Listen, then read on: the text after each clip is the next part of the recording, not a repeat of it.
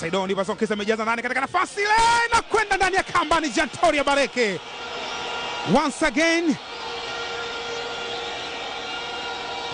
anaendeleza pale alipoishia Jean Toria Baleke. Anaendelea kuwafurahisha wekundu wa Msimbazi Simba na kwenda kucheza kwa aina yake.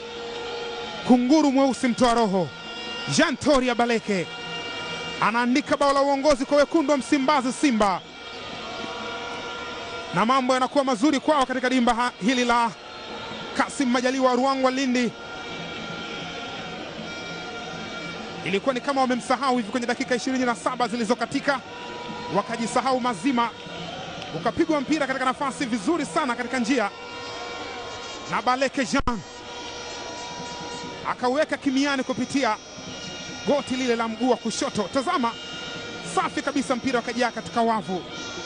Kuna mstari mwembamba kutofautisha Jean Baleke anachokifanya na Erling Braut Haaland akiwa kwenye kikosi cha Manchester City. Huyu ni Jean Baleke wa wekundu wa Msimbazi Simba.